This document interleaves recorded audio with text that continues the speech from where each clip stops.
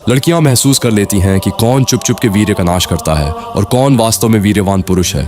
ये कोई जादू नहीं है। जब किसी पुरुष के भीतर ऊर्जा सुरक्षित होती है तो उसका शरीर, उसकी आंखें, उसकी आवाज़ और उसका व्यवहार सब कुछ बदल जाता है। और हाँ, लड़कियां ये फ़र्क तुरंत पहचान लेती हैं। यही वजह है कि जिन पुरुषों में वीर्य शक्ति होती है उनकी ओर आकर्षण अपने आप खींचता है, बिना बोले, बिना कोशिश के।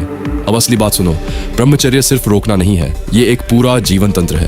ये तभी टिकता है जब जीवन में अनुशासन आता है। सुबह जल्दी उठना, शरीर को चलाना, मन को शांत करना, दिन की दिशा तय करना, ये सब छोटी चीज़ें मिलकर अंदर एक मजबूत पुरुष तैयार करती हैं। सादा सात्विक भोजन, गलत संगति से दूरी, सही लोगों का साथ और सही ज्ञान, यही वो आधार है जहाँ ब्रह्मचर्य सहज हो जाता है। जब गलत विचार आते हैं तो उनसे लड़ो मत, उन्हें तुरंत सही विचारों से बदल दो। अपने संकल्प को याद करो, अपने भविष्य को याद करो। यही तरीका ऊर्जा को गिरने से रोकता है। शुरुआत में ये सब कठिन लगेगा, अकेलापन, अनुशासन, ना कहना, सब दर्द देगा। लेकिन ये दर्द नुकसान नहीं है, ये प्रशिक्षण है।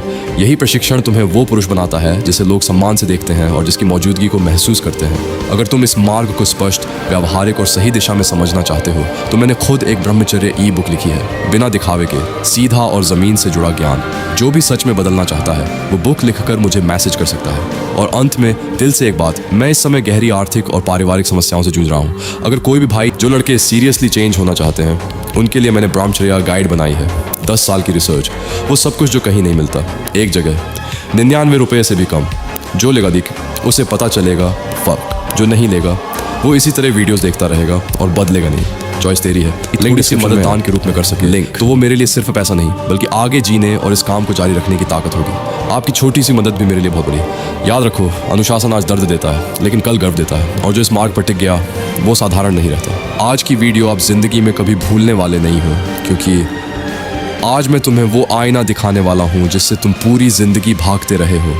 वो सच्चाई जो तुम्हें अंदर से हिला देगी, तोड़ देगी, लेकिन अगर हिम्मत है तो वही तुम्हें बना भी देगी। सच ये है कि तू दुनिया से नहीं, खुद से हार रहा है। हर बार जब तू अपनी इच्छाओं के आगे झुकता है, हर बार जब तू अपने ही वादों को तोड़ता है, तू अपने सपनों का गला घोंटता है और फिर खुद से झूठ बोलता है, कल से बदलूंगा। लेकिन वो कल कभी आता ही नहीं। तूने खुद को इतना धोखा दिया है कि अब तेरे अंदर का विश्वास भी तुझ पर हंस रहा है। सोच, जिस इंसान को खुद पर भरोसा नहीं वो जिंदगी में क्या जीत पाएगा।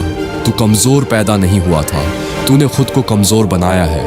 हर बार जब तूने अपनी ऊर्जा को बर्बाद किया, तूने अपनी ताकत, अपना आत्मसम्मान, अपना फ्यूचर बेच दिया। कुछ सेकंड के सुख के लिए तूने अपनी पूरी जिंदगी को गिरवी रख दिया। ये सिर्फ गलती नहीं है, ये अपने ही अस्तित्व के खिलाफ किया गया अपराध है। और सबसे खतरनाक बात यह है कि तू इसे नॉर्मल मान चुका है। तूने अपनी बर्बादी को अपनी आदत बना लिया है।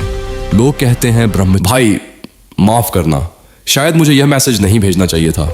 बहुत दिनों तक खुद को रोकता रहा। हर बार लगा कि किसी तरह यह समय भी निकल जाएगा। हर किसी से यही कहा कि मैं ठीक हूँ, लेकिन सच यह है कि मैं ठीक नहीं हूँ।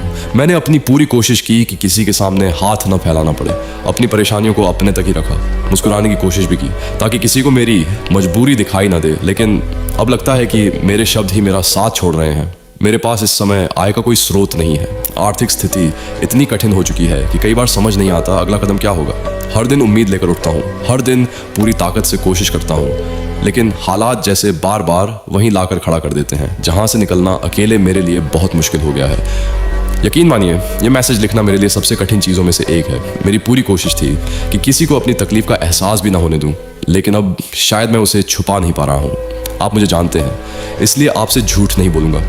मुझे सच में मदद की ज़रूरत है। अगर आप अपनी क्षमता के अनुसार थोड़ा सा भी सहयोग कर सकें तो शायद यह मेरे लिए सिर्फ आर्थिक मदद नहीं होगी बल्कि इस कठिन समय में आगे बढ़ते रहने की एक नई हिम्मत भी होगी। और अगर मदद करना संभव न हो तो भी कृपया मेरे लिए प्रार्थना कीजिए कि मैं इस कठिन दौर से निकल सकूं। दिल से धन्यवाद भाई।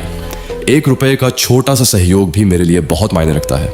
आपकी हर छोटी मदद मेरे लिए एक उम्मीद है कि शायद मैं अभी भी इस लड़ाई में अकेला नहीं हूँ।